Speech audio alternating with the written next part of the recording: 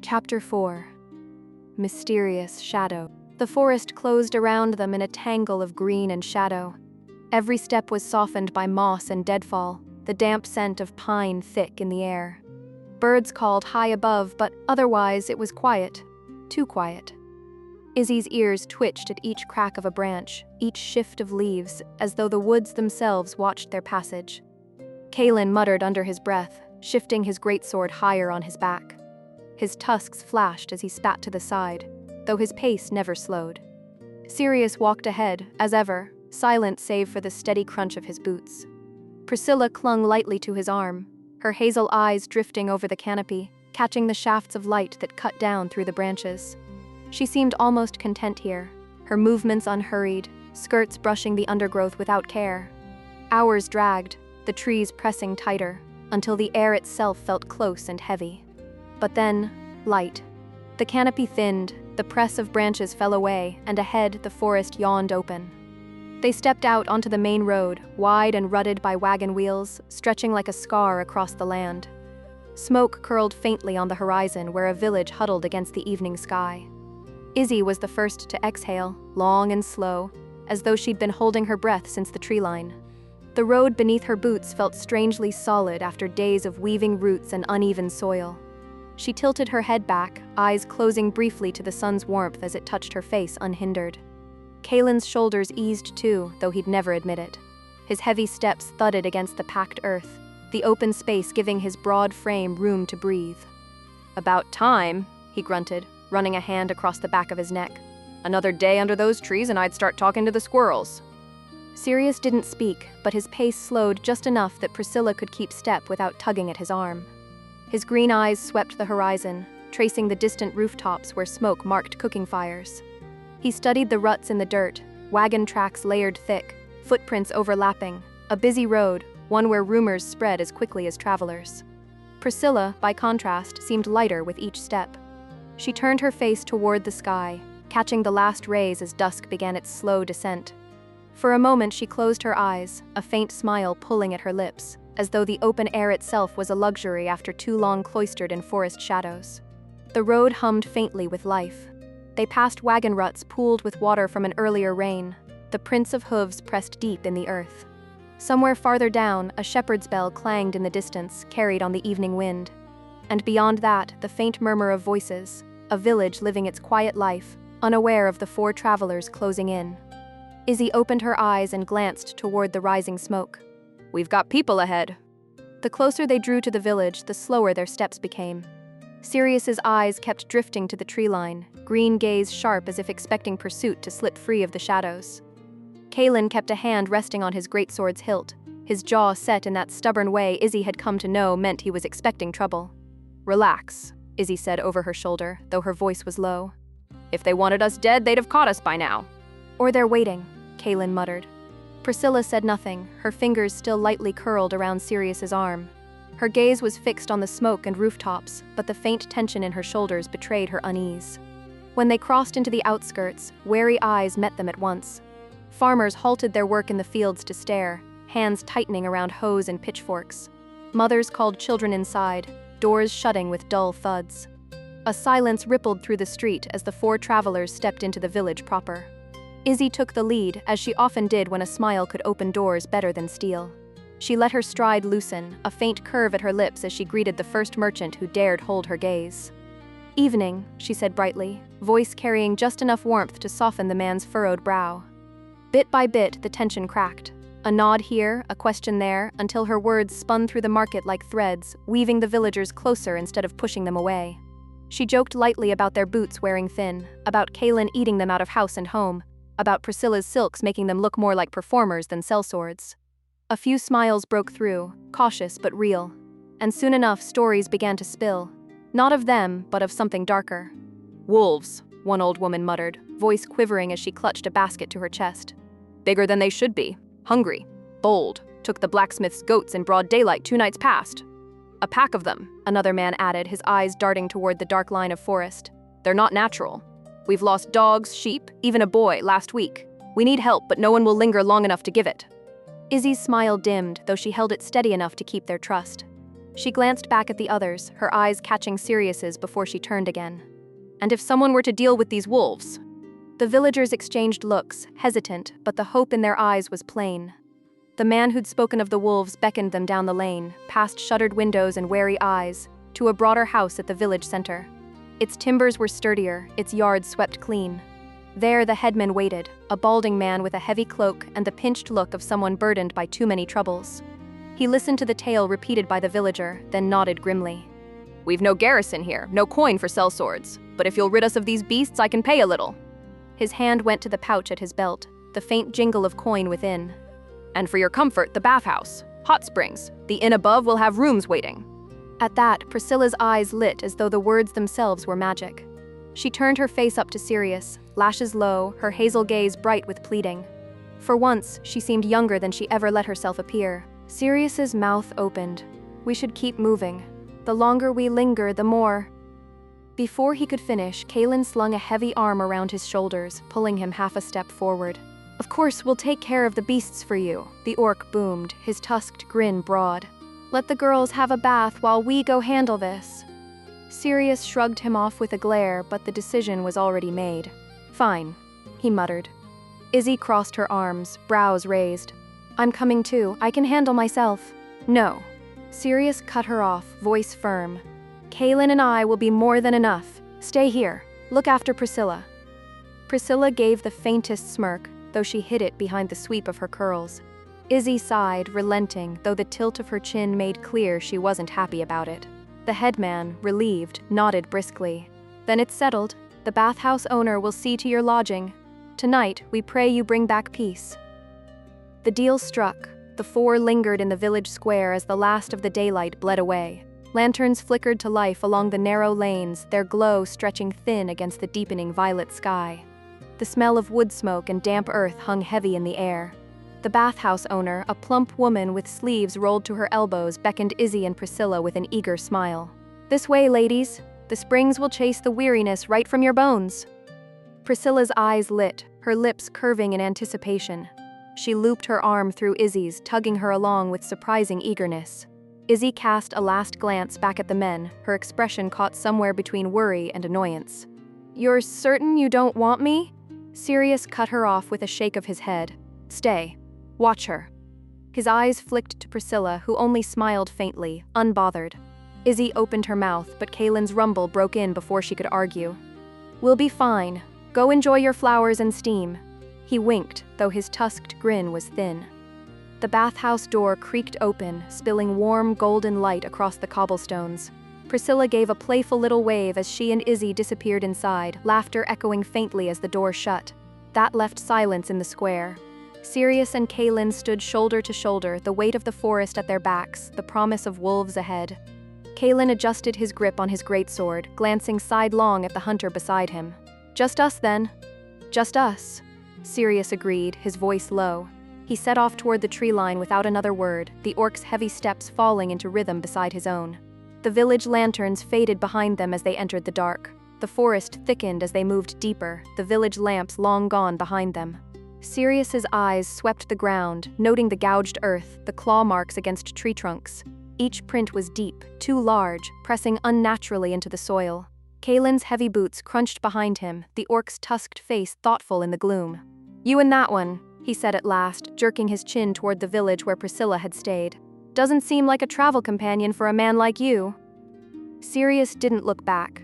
His voice was calm, measured. "We met a very long time ago, longer than you'd think." A pause, almost wistful. "Sometimes it feels like I can't even remember when. But once she opens up, she's different." Kaelen grunted, digesting that. He shifted his greatsword across his shoulder, then was asked, "And what about you and the elf? How'd that start?"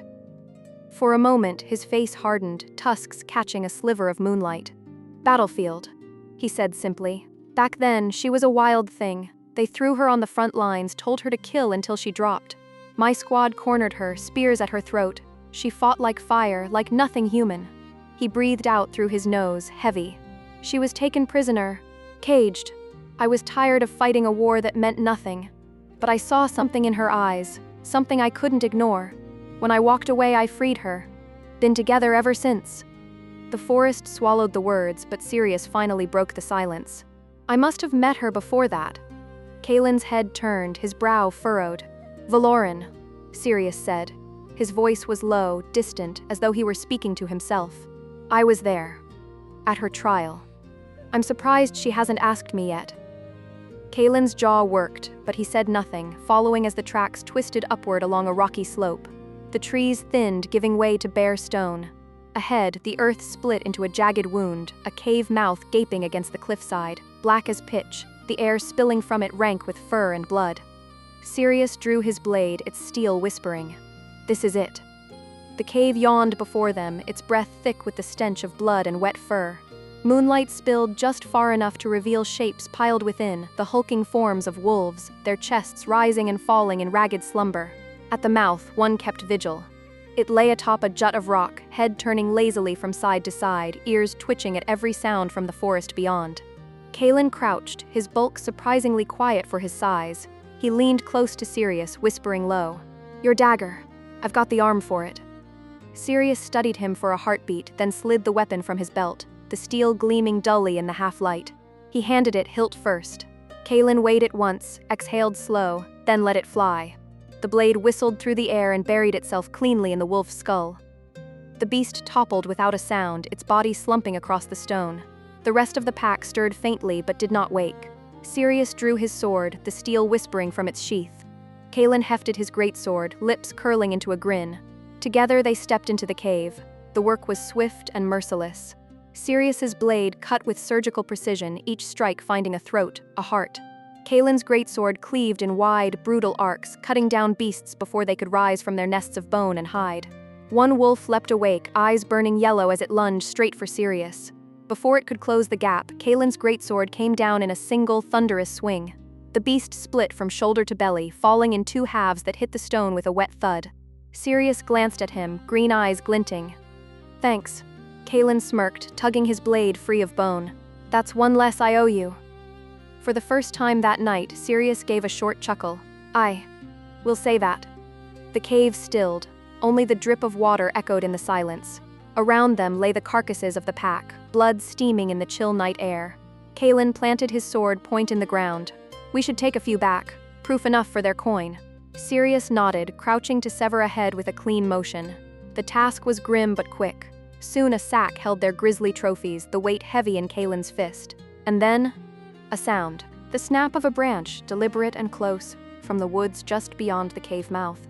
Both men froze, heads lifting in unison. The snap in the undergrowth was the kind of noise you feel before you hear a twig giving its life under deliberate weight.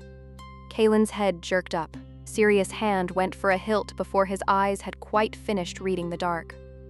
A figure slipped between the trunks like a shadow made flesh, small, precise, and perfectly cruel. The under-elf was all long lines and calm menace. Her cloak hung open just enough to reveal the curve of her knives. Two low hounds padded at her heels, bright eyes reflective in the moonlight. Behind her, unseen at first, someone heavy moved, broad shoulders, the blunt line of a man who never wasted motion.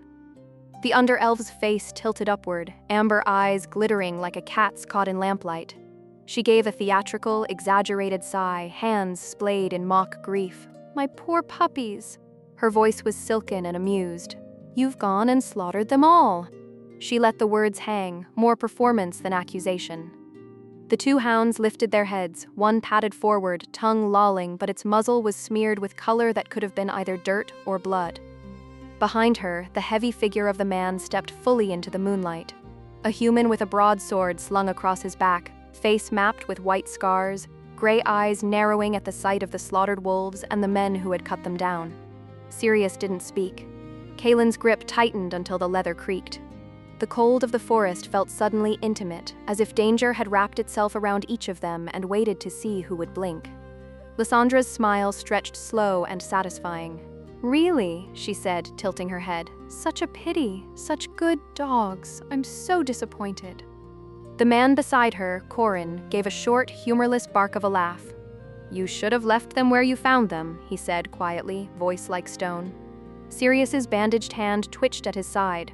The runes beneath the linen pulsed faintly, a heartbeat of blue in the dark. Kaelen's tusks showed in a snarl. The four men stood, two pairs facing each other across the slick stone of the cave mouth, and for a moment the night held its breath. Lysandra's head tilted, studying Sirius like a connoisseur sampling rare wine. "Tell me," she purred, "do your masters pay well for wolf pelts, or do they prefer their trophies whole?" Her eyes danced toward the sacks where Kaelen and Sirius had stowed the heads. Corin's gaze was on the two men, sizing, measuring. "You shouldn't have come this close to our little charges," he said, and the warning in his voice was plain. Then, with the deliberate calm of predators that have chosen their moment, the pair shifted their weight. Lysandra's cloak twitched, the hounds padded forward an inch. Corin's fingers came to the haft of his sword. The first move would come from one side or the other, and the forest seemed to lean in, eager to see which. Lysandra's smirk lingered as she lifted two fingers and gave the faintest whistle. Her hounds slipped forward, low and sleek, their teeth bared, eyes catching the moonlight with a feral glint. She and Corin didn't move, didn't even tense. They simply watched as if unveiling a performance. The beasts lunged. Kaelen's greatsword came up in a broad arc, cleaving through the first with a crunch of bone and sinew.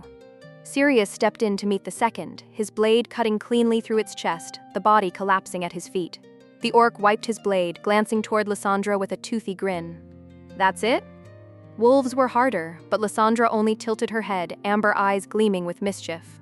The carcasses twitched, fur bristled, jaws cracked, limbs stiffened, and then, with a wet jerk, the hounds rose again. Their wounds still gaped, black ichor dripping, but their movements were steady as they pounced once more. Sirius swung, his blade finding one and sending it sprawling, yet the other clamped down on his arm. The bandages burned bright as the runes beneath flared to life, stopping the beast's fangs an inch from piercing his flesh. The smell of scorched fur filled the air as Sirius gritted his teeth against the pain. Kaelen's greatsword swept in a single brutal strike, smashing the hound away from his companion. The beast hit the stone wall with a yelp before crumpling in a twitching heap. "That's two already," Kaelen muttered, smirking despite the tension. "Careful, or you'll start owing me."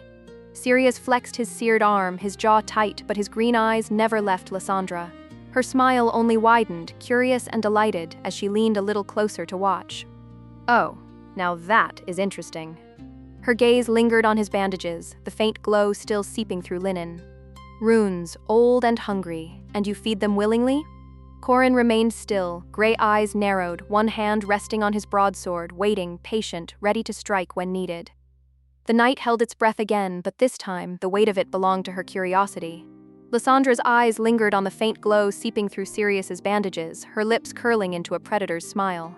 She lifted one pale hand, her bracelets whispering as she gestured lazily. "Corin," she purred, "watch the orc. The halfling is mine." Her hounds twitched where they lay broken, waiting for another call to rise. The scarred mercenary's jaw clenched as he stepped forward. "We don't have time for this." His voice was gravel, low and hard. His gray eyes flicked over the blood-strewn cave, then back to Lysandra. "It's a waste. Don't trouble yourself with them." Lysandra tilted her head, a mocking lilt in her voice. "You call it waste, I call it entertainment." But Corin's gaze hardened, his hand rested heavy on the pommel of his broadsword, the steel catching the dim moonlight. "Celine wants the job done quick, my time is valuable, yours should be too." At that name, Sirius's eyes flicked between them, unreadable though he said nothing. Kaelen's grip on his greatsword tightened, the orc's tusks flashing as he bared them in a silent warning. Lysandra's smirk faltered only a little, then curved again, sharper this time. "Fine, but I will have my answers sooner or later." Her gaze slid back to Sirius, amber eyes bright with promise. "Runes don't burn a man's flesh like that without reason, and I do so love a good secret." Corin grunted, stepping back into the shadows, though his gaze never left Kaelen. The air between the four of them crackled, a knife's edge waiting for the first slip. Lysandra's smirk returned, sly and self-satisfied. She snapped her fingers once, a sharp, echoing sound in the cave's stillness. "Come, loves," she purred. The hounds twitched where they lay, their broken bodies jerking upright with grotesque eagerness. Bones cracked back into place, black ichor dripping from their jaws as they slunk to her side, eyes glowing faintly in the dark. She looked Sirius over one last time, her amber eyes gleaming like molten coin. "I'll come find you when my prior commitments are complete." The words hung heavy, not a threat, but a promise. With a flick of her cloak, she turned, falling into step behind Corin. The mercenary never glanced back, his heavy strides steady, efficient, the forest swallowing them both as if the night itself had claimed them. For a long breath, the cave was still. Kaelen's tusked mouth twisted, the words slipping out low, almost to himself. Celine. Huh. Sirius's head snapped toward him, green eyes narrowing. Celine? The orc shifted his greatsword across his back, his expression grim. I'll fill you in on the way back to the village. He spat to the side, jaw tight. But we should move. Fast. I've got a bad feeling. Sirius nodded once, silent, his hand flexing at his bandaged arm as if the runes still burned. Together, they gathered the sack of proof and stepped into the night, leaving the stench of blood and wolves behind. The forest felt heavier now, as if unseen eyes watched every move. The innkeep, a broad woman with her hair pinned up in a kerchief, led them through a lantern-lit corridor that smelled faintly of herbs and steam. The sound of trickling water grew louder with every step. She stopped before a lacquered door marked with a painted blossom and pushed it open with a practiced smile. This way, dearies. Fresh towels are inside, and you'll find robes laid out as well. The spring is just beyond. Take your time. Priscilla was already beaming, her steps light as she half-skipped through the doorway, curls bouncing. She twirled once on her heel as if she were about to start dancing then and there, laughter bubbling quietly from her lips. Izzi followed at a slower pace, her expression composed, though her thoughts lingered elsewhere. I should have gone with them, she told herself, picturing Kaelen's steady shoulders, Sirius's sharp eyes. The weight of the hunt pressed faintly on her chest. Still, the warm air wafting from the next chamber smelled of cedar and jasmine, promising a rare chance to let her guard down. Maybe a soak won't hurt. Just for a little while. The innkeep bowed her head politely. I'll leave you to it. When you're ready, the attendants will bring drinks to the edge of the pools. She slipped away, the door shutting behind her. Finally, she breathed, though the words stretched into something richer, more satisfied. Her amber hazel eyes narrowed as she gave Izzi a slow, appraising squint, the kind that lingered a little too long, as though she were weighing her worth in silence. Izzi held her gaze for a heartbeat, then looked away, tightening her jaw. Just enjoy the soak, she told herself firmly. Doesn't matter if she's here, it's just a bath, nothing more. Priscilla hummed low in her throat, as if she'd found some private amusement, and drifted toward the folding screens where towels and robes awaited. She moved with a dancer's ease, every step light and precise, even in this most mundane of spaces. Izzi exhaled slowly, unclipping her belt and laying her weapons neatly across the bench. A soak, she muttered under her breath, repeating the mantra. Just a soak. The steam thickened as the two of them slipped behind the folding screen, the soft lantern glow turning every edge golden. Cloth rustled as Izzi undid her belt and tugged at the laces of her tunic, laying one layer after another neatly aside. Across from her, Priscilla let her garments fall with far less ceremony, every motion languid, almost theatrical in its casualness. For a moment, they stood across from each other, bare in the haze, their eyes wandering without shame. Izzi's gaze flicked over Priscilla's long frame, her smooth skin catching the warm lamplight, her posture as composed as if she were already on a stage. Priscilla's amber hazel eyes traveled down Izzi's toned form in turn, lingering with the faintest squint, a silent measure, not of beauty but of presence. Neither woman looked away, both were sure of what they carried. Finally, as if by unspoken agreement, they turned toward the spring. The stone lip of the pool was slick beneath their hands as they stepped in, steam coiling around their shoulders. The water embraced them in a rush of heat, drawing small sighs from both as they sank down to their chests. The tension of travel, of battles and secrets, seemed to bleed away into the mineral warmth. Izzi leaned back against the stone, tilting her head so her damp hair brushed her collarbone. Priscilla stretched languidly, her arms resting along the rim of the pool, head tipped slightly to the side as her curls clung damp to her neck. For the first time, silence hung between them, not awkward, but thick, charged, as though the bath itself had become a quiet arena. Izzi drew her knees up slightly under the water, resting her arms across them, eyes half-lidded as the steam curled against her skin. For a long moment she said nothing, letting the heat wash away the ache in her legs. But the quiet pressed too heavy, and her thoughts circled back, inevitably, to the man who had brought them all together. So, she began, her voice low, careful. How did you and Sirius meet? Priscilla's amber hazel eyes flicked toward her, unreadable in the glow. Then, without a word, she slid lower into the water until only her nose and eyes remained above the surface. Bubbles rose faintly as she exhaled beneath, refusing the question with a silence louder than any answer. Izzi let out a short breath, almost a laugh, and leaned her head back against the stone. Okay, she thought, a wry note coloring the word. Touchy subject. The heat enveloped her, sinking into tired muscles, until her body felt weightless. She closed her eyes, letting herself stretch, the corners of her mouth easing into a reluctant smile. This feels so good though, she murmured aloud, almost to herself. From across the pool, Priscilla's muffled voice floated up through the steam, a single word, softened and drawn out as she finally surfaced. Yes. The sound lingered, simple but unguarded, hanging in the heavy air between them. Izzi leaned forward slightly, the rippling water catching against her collarbones. Then tell me this, she pressed gently, her tone almost coaxing. What about you and Sirius? You've been on the road together, surely you've had your share of adventures? Priscilla's lips pressed into a faint line. For a long time, she said nothing, her gaze fixed on the steam rising from the pool. Finally, she let a few words slip, quiet, forced.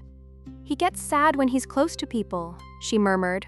Her eyes softened, though they never quite met Izzi's. I don't want him sad anymore. Izzi blinked, her brows drawing together. The weight in the woman's tone was heavier than she could place, layered with something she couldn't name. Sad? Why? The elf opened her mouth but stopped herself, sensing she'd already pressed too far. Instead, she drew in a steadying breath and let her lips curve into a lighter smile. Then tell me, what makes him happy? Maybe Kaelen and I could help you change his mind. Priscilla turned her face slightly, eyes clouded in thought. After a pause, her voice came soft, almost fragile. Watching me dance, she admitted. And others being happy. Then it settled. Izzi's grin widened, her voice brightening. When the boys get back, we'll find a bard, and you and I will dance till morning. I'll have you know I'm quite the dancer myself. At that, Priscilla finally glanced sideways at her, expression flat, eyes narrowed in amused disbelief. Doubt it, Izzi gasped, feigning offense, and flicked a splash of hot water across the pool. Priscilla raised a brow, then lifted her hand in turn, sending a wider splash that caught Izzi full in the face. Hot? Izzi sputtered, wiping her cheeks with both hands. Priscilla only shrugged, the faintest curl tugging at the corner of her lips. The two traded splashes, laughter mixing with the hiss of steam, until the water stilled again and the air grew heavy once more. Then muffled voices seeped through the wooden doors beyond the screens, harsh, sharp, unmistakably raised in argument. The tones were low and masculine, words clipped and tense. Izzi stilled, her head turning toward the sound. Priscilla's eyes narrowed, her body shifting subtly, like a predator scenting the wind. The moment of ease was gone. The women froze in the steam as voices cut through the quiet, muffled at first, then sharper as they neared the door.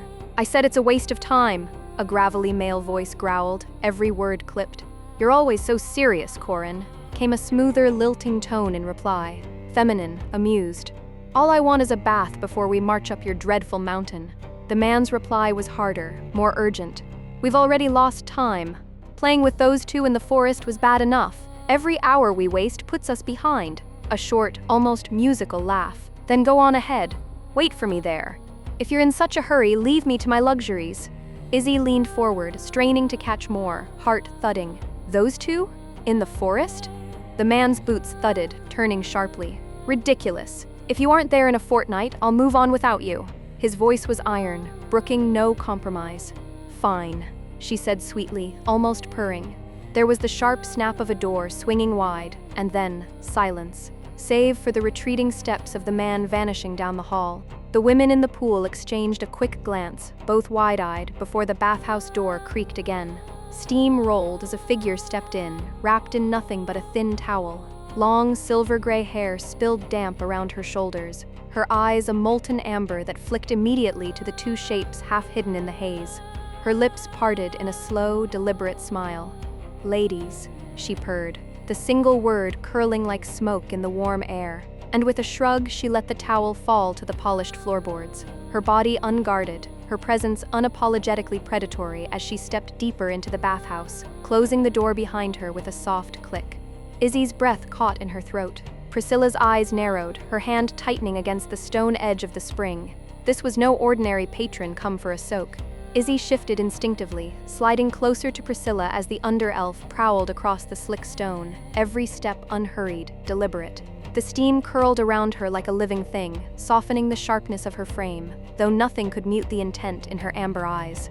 She slipped into the spring with a languid sigh, lowering herself slowly as though savoring the heat against every inch of skin. The water lapped just beneath her chest, a deliberate pause, a show of unguarded confidence, as if daring the two women opposite her to look away.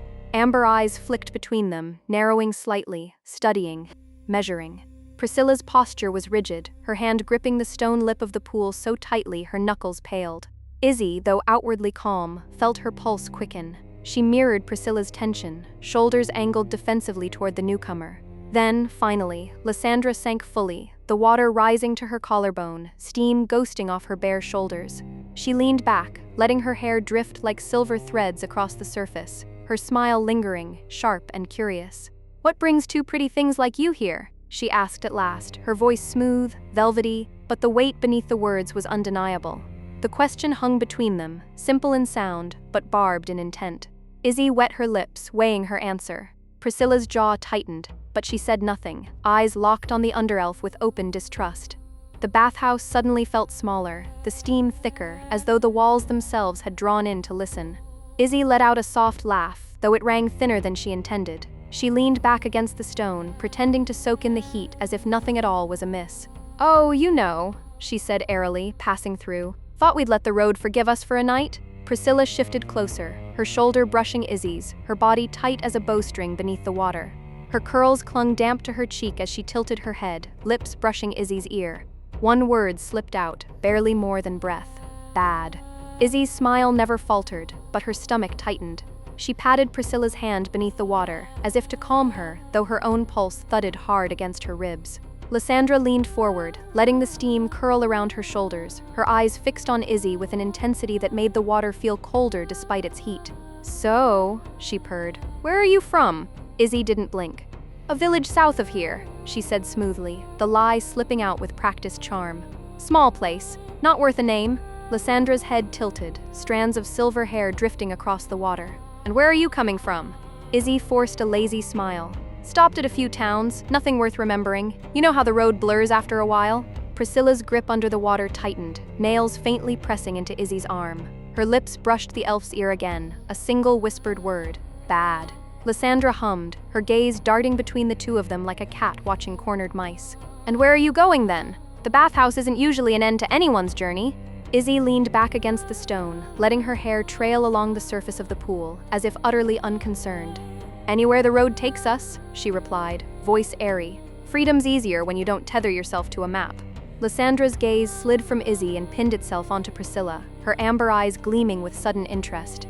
"And what about you, love?" she asked, her voice smooth as silk, curling around the steam. "Elves don't take in humans often. I imagine that must be an interesting story." Priscilla said nothing. She only pressed closer to Izzi, her nails pricking faintly into the elf's arm beneath the water. Her wide hazel eyes didn't waver, but her lips stayed sealed. Izzi opened her mouth, ready to interject, but Lysandra's hand lifted just slightly, cutting the air between them like a blade. Priscilla sank deeper, the water now lapping at her chin, silent. Lysandra tilted her head back, a sudden peal of laughter spilling into the bathhouse. It rang too loud in the confined space, echoing against stone and water, before softening again into something almost playful. She leaned forward, elbows resting lazily on the edge of the spring. "My apologies," she purred, her smile curling sly. "How terribly rude of me. I forgot to introduce myself." Her gaze flicked between them, sharp as a dagger. "I am Lysandra, and you two are?" Izzi's mind raced. Her tongue shaped the beginning of a false name, a practiced lie forming on instinct. But before she could speak, Lysandra's smile widened just enough to show teeth. "And please," she said softly, "don't lie to me this time. I will know." The steam seemed to thicken, the air heavy with unspoken threat. Izzi's smile didn't falter. If anything, it grew brighter, her voice warm and fluid as she slipped into the lie as though it were truth. "My name is Celira," she said smoothly, the false elven syllables rolling easily from her tongue. She lifted her chin a touch, feigning noble poise. With a small tilt of her head toward the girl at her side, she added, "And this is Marin." She was lost, alone. I couldn't stand by, so I took her in. She's under my protection now. Beside her, Priscilla clung all the tighter, silent as stone, her hazel eyes never leaving Lysandra's face. The under-elf hummed softly, her gaze lingering. Of course," she echoed, her voice rich with amusement. She leaned back against the stone lip of the pool, stretching her arms lazily along its edge as though entirely at ease. But the tension in the air didn't break, it only sharpened, coiling like a spring. Then her eyes slid, catching on the shimmer of metal against Izzi's ear. The smile that followed was slow, deliberate. "Lovely piece," she purred. "Tell me, Celira, was it a friend who gave that to you? A lover?" Her amber eyes glinted, the question curving into a dagger. Or was it an old lover? The steam seemed to pulse around them, every ripple of water carrying the weight of her gaze. Lysandra's eyes lingered on the earrings, a slow smile curling her lips. "Valoran is a long way from here," she said softly, her voice curling like smoke. "Seas away, in fact." Izzi's breath caught, though she tried to mask it with stillness. Across the pool, Priscilla stiffened, her hazel eyes snapping to Izzi with sharp surprise. Valoran. The name meant something to her. Sirius's name, Sirius's history, and now she looked at Izzi with new weight in her gaze. Though Lysandra tilted her head, silver hair drifting over her shoulder as she leaned closer. From beneath the haze of steam, she lifted her hand, revealing an earring that matched Izzi's own, the same delicate, intricate piece, unmistakably elven in design. She let it dangle, catching the lantern light. Izzi blinked, confusion flooding her chest. How could she? That piece belonged to her people. To flaunt it, to wear it, felt like mockery. "I wonder," Lysandra purred, lips parting as her tongue grazed them. "What kind of pet you are?" She slid forward through the water, unhurried, predatory, closing the space between them. Priscilla pressed closer into Izzi's side, her lips brushing against the elf's ear again. One word, sharp and certain. Bad. Izzi swallowed hard, then gripped Priscilla's arm, starting to rise. But before she could clear the water, movement stirred in the shadows at the edges of the chamber. Two hounds padded into the lantern glow, fur slick with steam, eyes glassy and unnatural. Their jaws hung slack, dripping with faint strings of black ichor as they stalked forward, silent save for the click of claws on wet stone. "Stay a while," Lysandra whispered, her tone velvet and command all at once. The girls sank back down, the heat of the spring suddenly suffocating. Lysandra leaned in further, her arms sliding along the stone lip on either side of them, caging them in. Izzi finally caught the full view of her face, the curve of her cheek, the sharpness of her jaw, the way her amber eyes glittered with cruel amusement. And for a breathless moment, her stomach dropped. Celine. The resemblance wasn't exact, but it was close enough to stir old dread, close enough that Izzi's pulse hammered in her ears. The air in the bathhouse thickened, steam curling around them like smoke before a blaze. Izzi's easy charm slipped away, her eyes narrowing, jaw set. The beast inside her stirred, clawing at the edges of her composure. "Careful," she said, her voice low and edged. "Don't press me." "She isn't Celine," Izzi told herself. "Just a mad woman with tricks." Lysandra's lips curved, amused. "Funny," she purred. "So much fire in such a small thing." Izzi surged upward, water sluicing down her form, her face pressing close to Lysandra's. The under-elf rose in turn, amber eyes gleaming, standing bare before her in an unflinching show of defiance. "I don't see it," Lysandra mocked, her gaze raking Izzi up and down. The hounds paced at the pool's edge, jaws slack, strings of black ichor hanging between their teeth. Their claws clicked against the tile, bodies taut, waiting for a command. Priscilla stared up at the two women, wide-eyed, clinging to Izzi's arm, the word bad caught in her throat. Then Izzi moved, her foot flashed out, catching Lysandra's shin with sharp precision. The under-elf hissed as her knees buckled, and Izzi's knee snapped upward, ramming hard into her chin. The crack rang out over the splash as Lysandra toppled backward, crashing into the steaming water with a snarl. The hounds reacted instantly. One leapt at Izzi, the other at Priscilla. Izzi twisted aside, water erupting around her as the beast's jaws snapped through steam. She landed lithe on the stone lip, eyes flashing, before darting back to Priscilla's side. Priscilla wasn't so lucky. The second hound clamped its jaws onto her arm, dragging her under with a hiss of steam. "Priscilla!" Izzi shouted, kicking out with brutal force. Her heels slammed into the beast's ribs, sending it sprawling across the stones. Priscilla gasped, rising from the water, clutching her arm, yet when Izzi grabbed her wrist, expecting blood and torn flesh, the skin was unbroken. Smooth. Whole. Confusion rippled through her. No wound? How? There was no time to think. Lysandra rose from the water, droplets running down her face, her amber eyes burning hotter than before. A low, venomous laugh spilled from her lips. "Little bitch," she muttered, her voice carrying the promise of retribution. Lysandra pushed her wet hair back from her face, water streaming down her jawline. She straightened with slow composure, though the heat of her gaze never left Izzi. "Sorry," she said at last, her voice smooth but her eyes burned. "That was rude of me." Izzi's expression didn't waver. Cold, sharp, her inner beast clawing just beneath the surface demanding release. "You. Out." Priscilla's voice was low, urgent, her hand tugging Izzi's arm, gesturing for her to leave the water. Izzi hesitated, every instinct telling her to stay locked in the standoff, but Priscilla's grip tightened, insistence in her wide eyes. Finally, Izzi drew in a sharp breath and began to climb from the spring. One of the hounds lunged. Izzi twisted aside, water splashing as the beast's jaws snapped at the space where she'd been. She landed gracefully on the slick stone, droplets racing down her skin, her feet steady, her eyes locked on Lysandra. The underelf rose as well, the two surviving hounds swimming to her side like shadows rejoined. She stretched out one hand, conjuring a sphere of fire that roared to life in her palm, steam rising violently as its heat kissed the water's surface. "Don't leave in such a hurry, Salira," she sneered, hurling the fireball at Izzi. But before it could strike, Priscilla surged forward, placing herself between them. Her hands lifted instinctively, and to both Izzi's and Lysandra's shock, the fire unraveled against her palms, the flames dissipating in a rush of sparks. And then, her mouth opened. For the briefest instant, Lysandra saw it, the glint of fangs, the strange, serpentine flicker of her tongue. And then, fire roared forth. The underelf gasped, throwing herself back, barely avoiding the worst of the flames. The blast lit the chamber in searing light, steam exploding upward. Priscilla sank into the water, her lips just beneath the surface. The bathhouse trembled as the spring itself began to hiss and boil. The hounds screamed, high-pitched, unnatural, their bodies thrashing before the water swallowed them, skin blistering, fur sloughing. Within moments they floated lifeless, their carcasses bobbing in the red-lit steam. Lysandra's amber eyes went wide, horror piercing through her poise as the water turned against her. She screamed, wrenching herself up and out of the spring, clawing at the stone floor.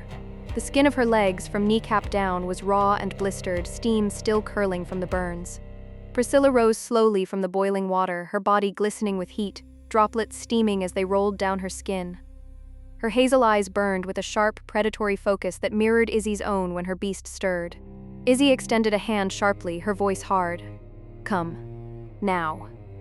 Priscilla stepped to her, bare feet hissing against the wet stone, and together they made for the door, snatching up their discarded clothing and weapons in frantic, practiced motions. Behind them, Lysandra's ragged laughter echoed through the steam, furious and unbroken despite her injuries. The two women burst through the doors in a rush of steam, bare feet slapping against the wooden hall. Towels clung desperately to their frames, weapons and clothes bundled haphazardly in their arms. Their breath came quick, eyes wide, every movement charged with flight. They collided with two solid figures just outside. "Izzi?" Kaelen barked, steadying the elf with one arm before looking her over in disbelief. Sirius was already at Priscilla's side, his hands hovering at her shoulders. "Prisk, are you all right? Izzi?" His sharp green eyes cut from one to the other, searching for wounds. Priscilla's hazel gaze flicked up at him, and she lifted one trembling hand toward the bathhouse. Her voice was low, shaken, but the word was clear. "Bad." That was enough. Kaelen didn't hesitate. He shoved past, greatsword already drawn, his heavy strides shaking the floorboards as he charged toward the spring. Sirius followed instantly, tearing past him with predatory speed, twin blades flashing free. The doors slammed open to a room heavy with steam. Lanterns guttered, the air thick with the acrid tang of burned fur and scorched stone. The pool still hissed faintly, the water tinted with a clouded red. But it was empty. Only blood marked the stones where a body should have lain. The hounds floated lifeless, their forms twisted and broken, but of Lysandra there was no sign. Kaelen's grip tightened on his sword hilt until the leather creaked. "Damn it," he snarled under his breath.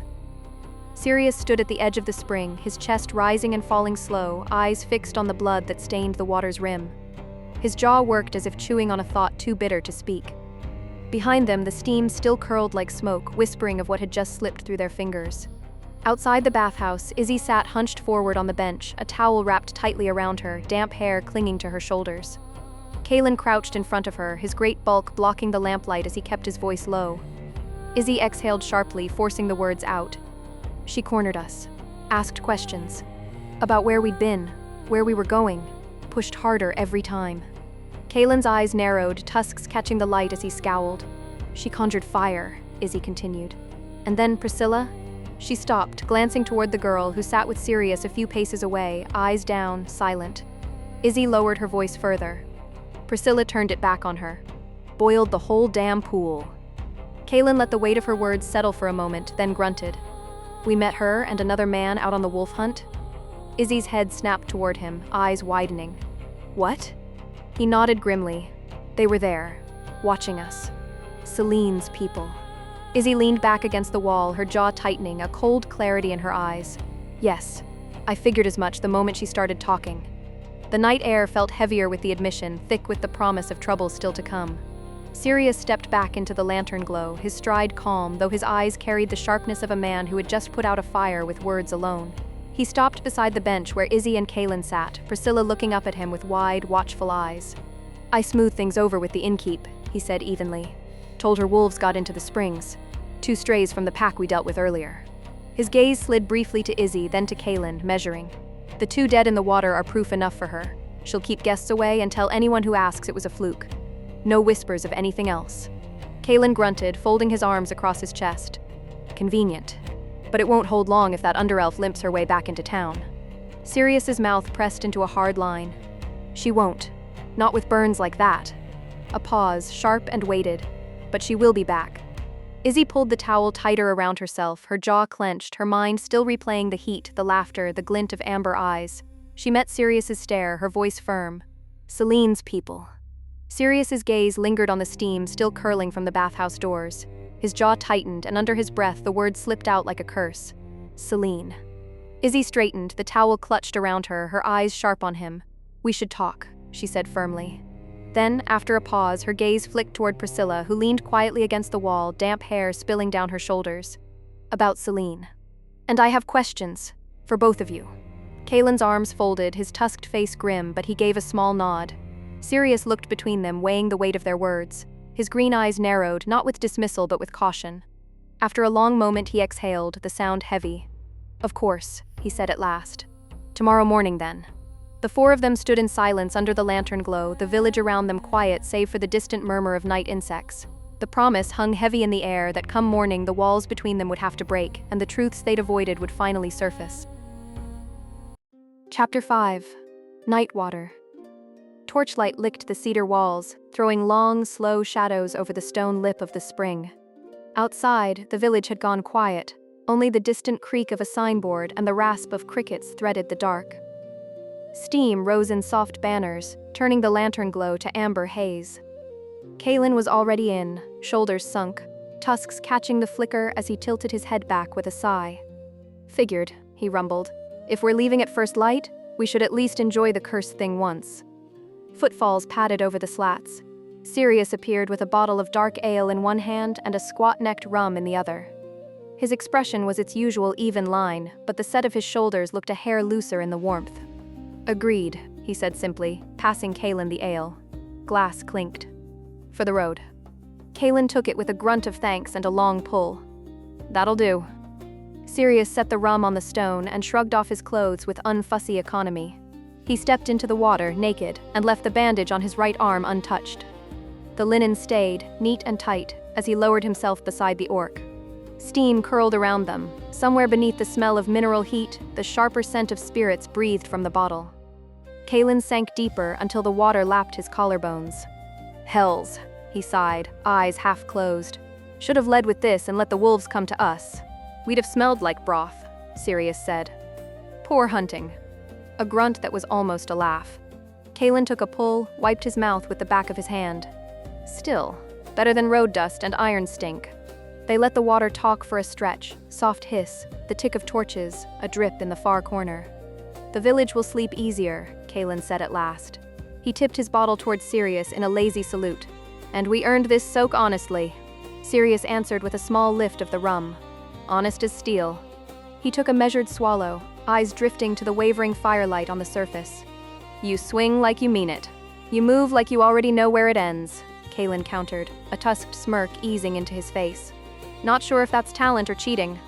Time and practice, Sirius said. Another quiet settled. The night pressed close, gentle for once. Kaelen rolled his shoulders, the knots in them finally loosening. Road after dawn, he said, not quite a question. Road after dawn, Sirius confirmed. Hot meal, fresh straps, and we're ghosts. Kaelen clinked his bottle lightly against the rum. To ghosts, then. Sirius let the corner of his mouth tilt. To quiet miles. He leaned back against warm stone, lids lowering, and for a rare sliver of time, both men simply breathed, two silhouettes in amber steam, letting the world be simple until morning made it complicated again. The door slid and a voice slipped in with the steam. Ghosts? Both men turned. Izzi and Priscilla stood framed in torchlight, wrapped in bath towels and damp-haired, cheeks still pink from the heat. Sirius only blinked, hand tightening subtly around the neck of his rum.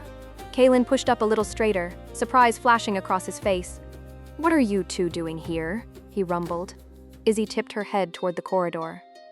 Women's side is closed. Something about 2 dead wolves boiling in the spring. Her brow lifted. We'd rather not sit alone in our rooms while that's being dealt with. Sirius set the rum against the stone. They won't be back so soon, he said, voice even. Not with burns like those. Maybe, Izzi allowed, but we should stay together. Priscilla, already padding forward on bare feet, seemed to take that as invitation enough.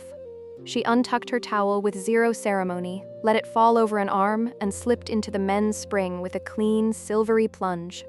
Water surged and settled. She surfaced beside Sirius, eyes half-lidded, utterly unbothered.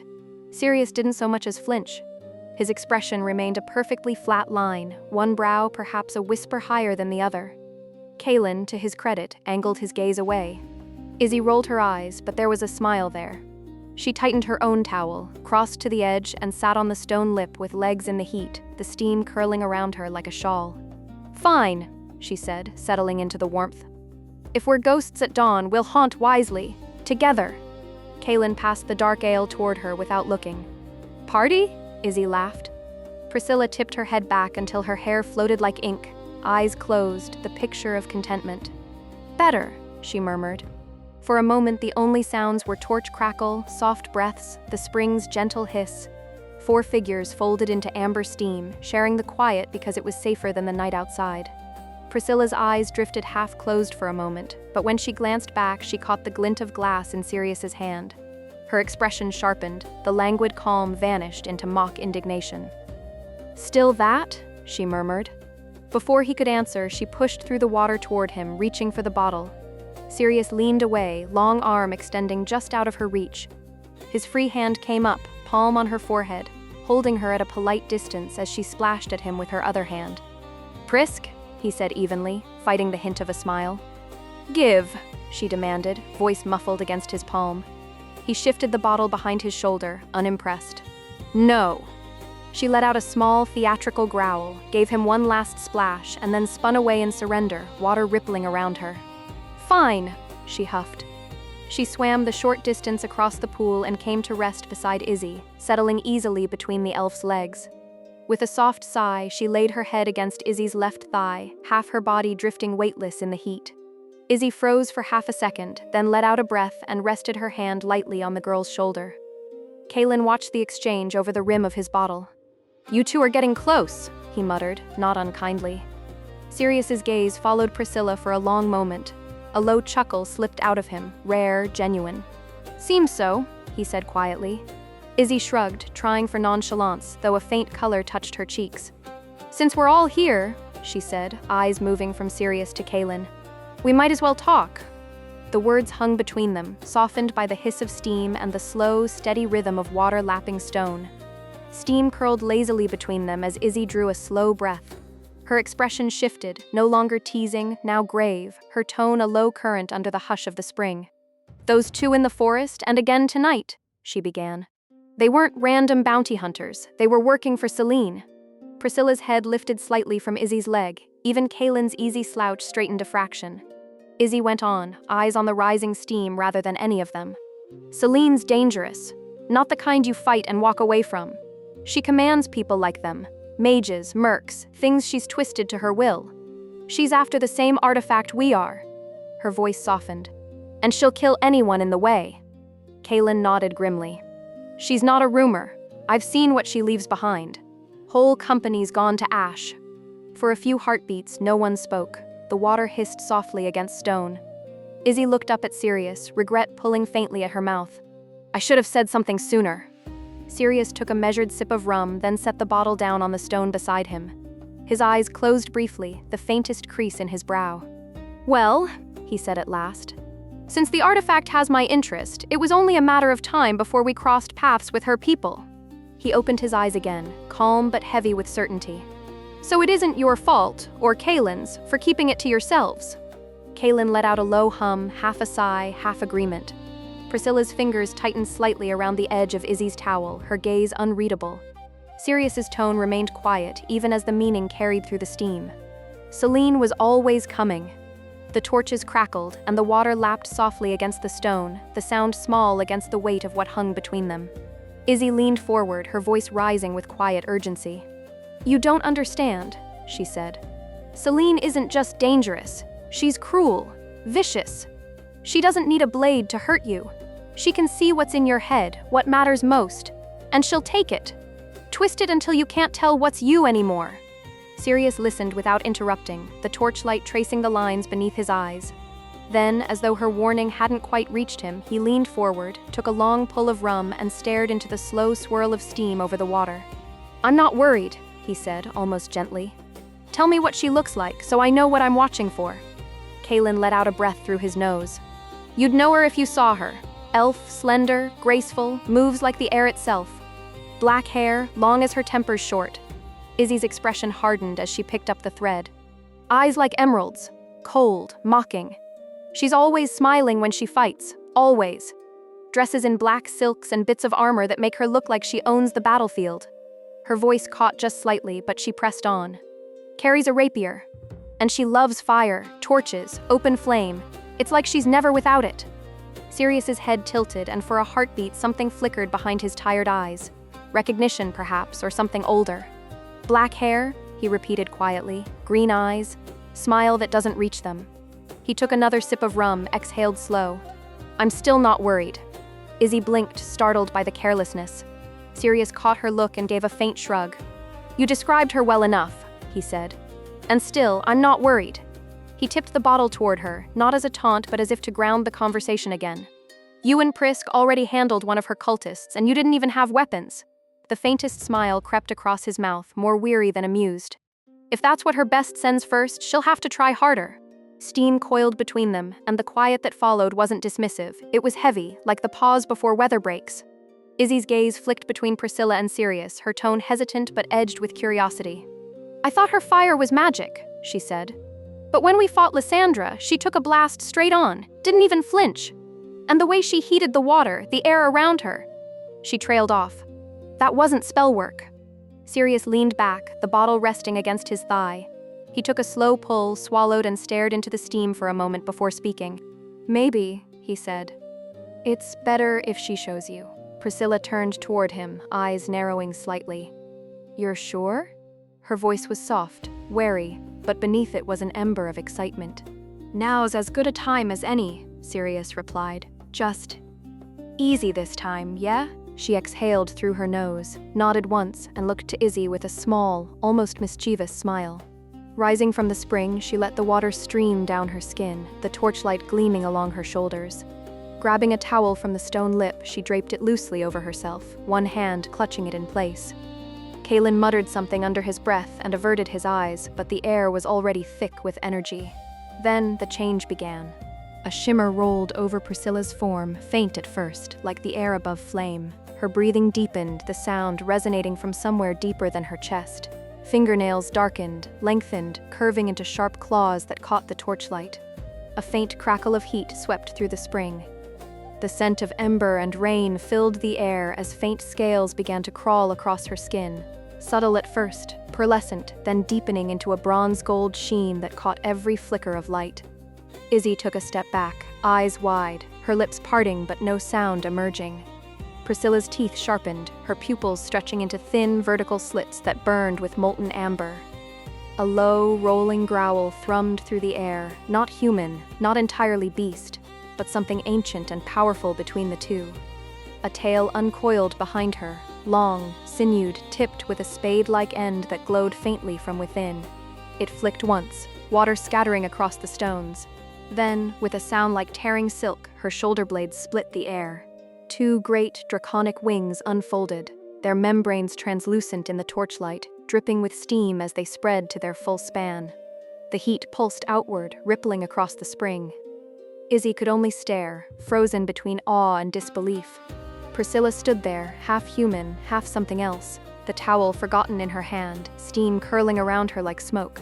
Sirius gave a slow nod, quiet pride behind his calm. Kaelen's voice came low, almost reverent. "Hells," he murmured. "A dragonborn." Priscilla looked to him then, her eyes catching the light, molten gold and alive. The spring went still again, save for the faint hiss of water meeting heat. Steam thickened around the spring, glowing in the torchlight as silence fell over the group.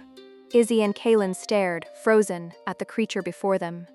Izzi's mouth opened, then closed again, her voice finally cracking through the haze. She's a bloody dragon?" Priscilla's slit-pupiled eyes glinted with wicked amusement. She moved through the water with serpentine grace, the heat around her rising as she came up behind Izzi. Before the elf could react, two massive bronze wings unfurled and swept forward, wrapping Izzi in a cocoon of warmth and scaled membrane. Izzi's breath caught as Priscilla leaned close, her sharp teeth gleaming against the hollow of Izzi's neck. A teasing growl rumbled in her chest, half purr, half fire. Sirius didn't even blink. He took a small drink of rum, his tone calm and dry. "Priscilla," he said, voice level. "No need to tease them, they're clearly in shock." Kaelen hadn't moved, his eyes were wide, mouth still slightly open. The heat and the sight had stripped even his humor away. Priscilla's wings drew back slowly, a shimmering curtain retreating into the steam. Izzi turned sharply toward Sirius, eyes wide, breath shallow. And then, she blinked. Priscilla was gone. No flash, no sound, no ripple of magic, just gone. Except a second later, soft arms slipped around Izzi's shoulders from behind, holding her lightly. She looked down, human hands again. She turned her head, and there was Priscilla, back in her human form, damp curls clinging to her cheeks, a mischievous smile lighting her face. Sirius finally looked up from his bottle, meeting Izzi's stunned gaze. "I'm not worried," he said simply. Then, a faint hint of a grin. "Between our skills and a dragon."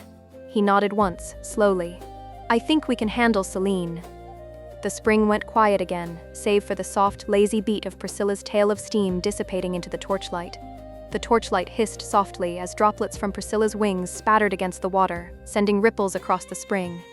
Sirius finally rose from where he sat, the rum bottle dangling loosely in his hand, the lines of his face softened but no less deliberate. "Don't mistake my calm for carelessness," he said evenly. "We'll stay cautious, of course. But now that we know what we're walking into, it's not as daunting as you two might have thought." Izzi still couldn't seem to find her voice. Her wide violet-gray eyes flicked between Priscilla, human again, her expression all bright mischief, and Sirius, who stood with his usual quiet composure, bandaged arm resting along the stone lip of the pool. Kaelen finally exhaled, a long breath that almost turned into a laugh. He dragged a hand down his face, shaking his head. He stopped, rubbed the back of his neck, tusks glinting in the firelight. I need a moment to process all of this." Sirius gave a small, knowing nod. "Take it. We'll all need a moment before dawn." Priscilla hummed softly behind Izzi, resting her chin on the elf's shoulder, clearly pleased with herself. Izzi remained still, mind racing, trying to reconcile the soft-spoken girl who clung to her with the winged creature that had filled the spring moments ago. Kaelen's voice broke the silence again, quieter this time. "A dragon," he murmured. I've fought half the world and never thought I'd end up traveling with a dragon.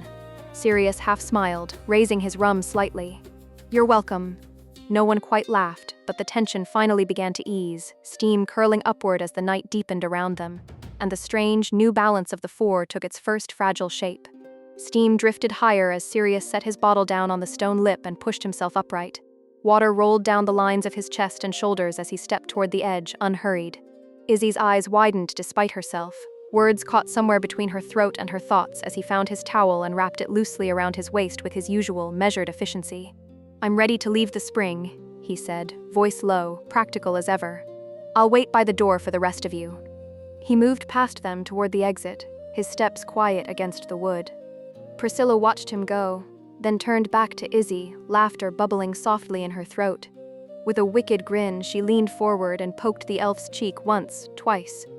Stop that, Izzi hissed, heat blooming across her face.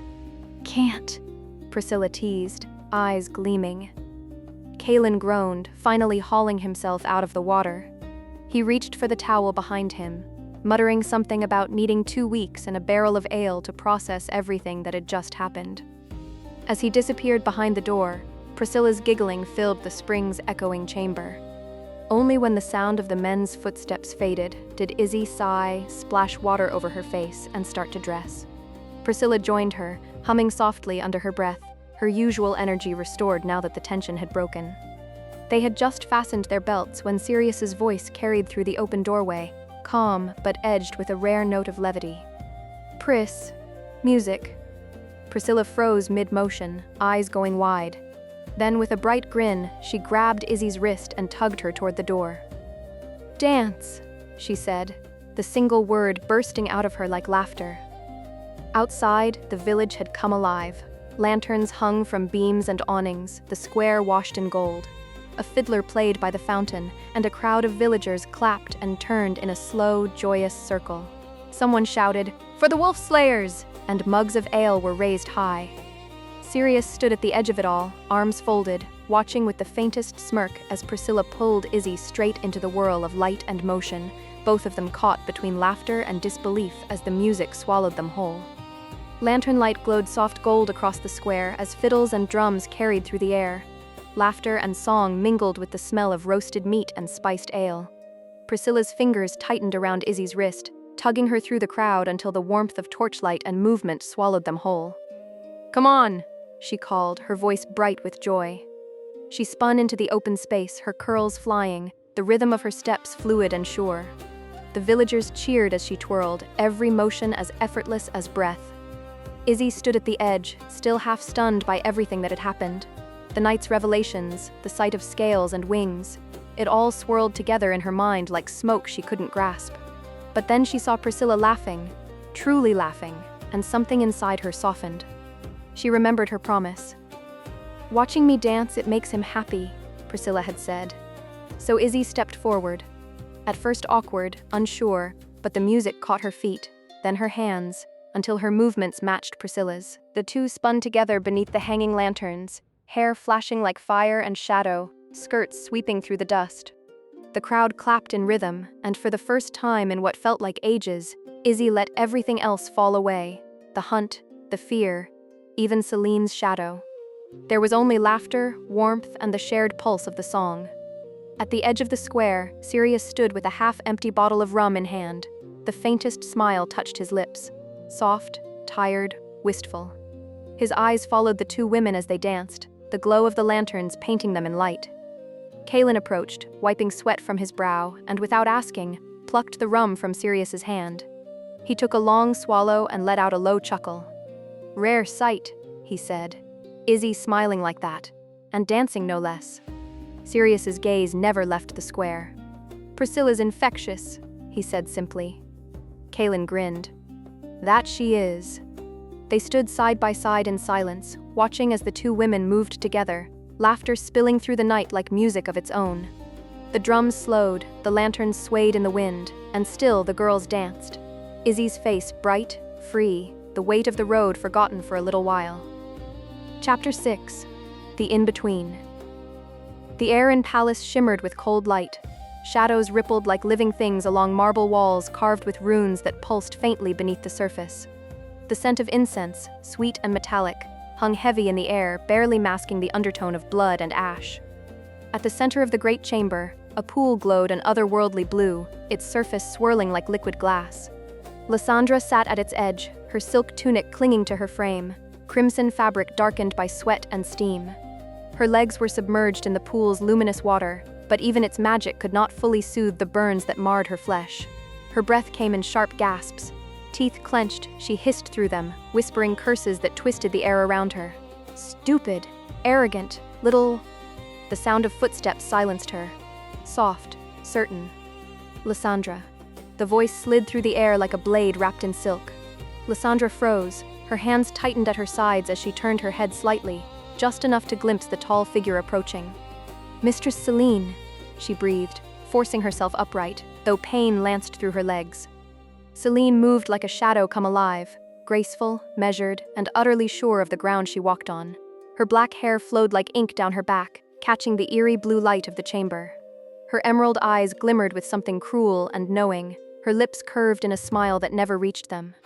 She stopped directly behind Lysandra, her presence pressing against the room like a held breath. She stood behind the underelf, close enough for the heat of her presence to press against Lysandra's back.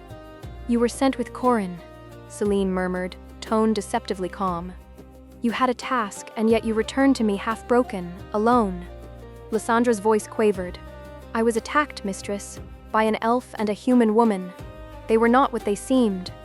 Celine said nothing for a moment. Then she extended one pale hand, her fingers brushing Lysandra's shoulder. The touch was light, deliberate, her fingertip tracing small, slow circles over the skin. The air thickened. Lysandra's breath caught. "An elf," Celine repeated softly, her voice curling like smoke. "And what was she to you, my wayward hound?" Lysandra's words faltered as the slow motion of Celine's fingers began to tighten, each circle dragging more from her than she meant to give. Memory bled through the contact, the hot spring, the boiling water, Priscilla's fire, Izzi's glare, the scent of steam and burning fur. Celine's eyes flickered a brighter green. Her hand lingered on Lysandra's shoulder, tracing another slow circle as though etching the memory into flesh. "Tell me," she murmured, her breath brushing the under-elf's ear. "Why did you fail?" Lysandra swallowed hard, staring down at the rippling blue beneath her feet. "She wasn't what she appeared to be, mistress. The human girl, she commanded flame. It didn't burn her, it obeyed her. I swear, I saw fangs when she opened her mouth. She was no mere woman." Celine's smile grew faint, knowing, but she didn't speak. The silence stretched until it felt like a blade hovering over Lysandra's throat.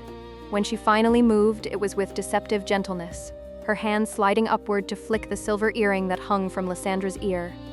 The small piece chimed once, the sound unnaturally cold. "You know I only give these," Celine said softly, "to my favorite pets." Her finger toyed with it again, the faint click echoing like a metronome to her words. "Should I begin to regret giving you one?" Lysandra's eyes widened. No, mistress. I failed once, but it will not happen again. I will not underestimate anyone on the path ahead, I swear it." Celine's gaze lowered, amusement tugging faintly at her mouth.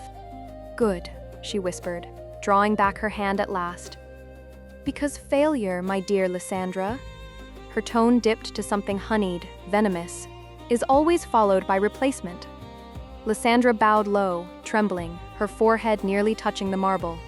"I will make this right." Celine's smile was a slow, satisfied thing. "Good girl." She toyed absently with the silver earring at Lysandra's lobe, the tiny metallic ring chiming faintly in the blue light.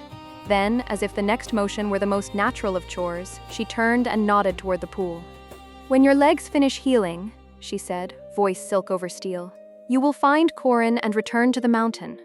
Keep your eyes open. Do not fail me again." Without another word, she produced a dagger as if plucked from shadow itself. The blade appeared in her palm with a whisper of heat, a narrow thing, no broader than a writer's pen but lethal in its purpose. The metal was dark, almost obsidian, but veins of red ran like living light through it, as if the blade had been forged from cooled lava threaded with a burning core. The haft was wrapped in black leather, the pommel set with a single chip of deep carnelian that seemed to pulse faintly in time with Lysandra's own quickening breath. Celine held it up, studying it for a heartbeat as if admiring its patience, then moved it towards Lysandra slowly, deliberate. The torchlight slid along the dagger's length and painted the red veins in motion. The blade did not bite, not at first. Celine drew the tip in a feathering line along Lysandra's jaw, then traced from ear to throat, then down the hollow of her collarbone, never breaking skin but close enough that the air chilled where it passed. Each motion was precise, intended to show control rather than to wound. The point hovered an instant above the soft fabric at her chest, so near that Lysandra could feel the faint cold of it through cloth. Her throat bobbed. She swallowed. Pain and fear and something like shame warred across her features. Celine placed the dagger in Lysandra's lap with a soft clack. The red veins within the blade seemed to hum against the silence of the chamber. She spoke in a tone that left no room for debate. "Take it," she said. "A reminder. If you succeed, it will be proof of your usefulness. If you fail..." She let the sentence hang, letting Lysandra fill the rest. Lysandra's hand hovered, trembling, over the haft. She closed her fingers around it at last, feeling the small, warm weight of the carnelian pommel. She bowed her head so that Celine's face was no more than a shadow above her. "I understand," she whispered. Celine's lips curved once more, almost affectionately. "Good. Then go with haste when you can walk. Corin will be waiting." The Queen of the Dark turned away, and the pool's blue light swallowed the silhouette of her retreating form. Lysandra sat very still, the dagger heavy and hot in her hand, the echo of Celine's last words settling into the marrow of her bones. Far across the marble chamber, Celine walked away without looking back. Her silks whispered like smoke, each step measured, her presence as intoxicating as it was lethal. The faintest smirk curved her lips as she reached the edge of the hall, the scent of the healing waters still clinging to the air behind her. "So," she murmured under her breath, amusement threading through every syllable. "My little rabbit still pushes on." Her gaze unfocused, slipping inward to the memory she'd plucked from Lysandra's thoughts, the elf's fire-bright eyes, the dragon's burning breath, the orc's caution and the glint of runes along a bandaged arm. "Traveling with a dragon," she mused, her voice silk-soft, almost fond. "How delightful!" Her fingers brushed the cold stone as she moved, leaving behind faint traces of warmth, as though her very passing corrupted the air. The smile that followed was something between affection and hunger. "The rabbit always runs faster when it still believes there's a way out." She paused at the great black doors of her sanctum, tilting her head slightly, as though she were listening to a distant thought that didn't belong to her. The smirk faded to a more curious expression, eyes narrowing ever so slightly. "What are you thinking?" she asked softly, the words lingering in the stillness. Then she turned, the door closing behind her with a low, echoing boom, leaving the question to hang unanswered in the air like a curse. Thank you for listening. Please like, comment, and subscribe. More chapters are on the way.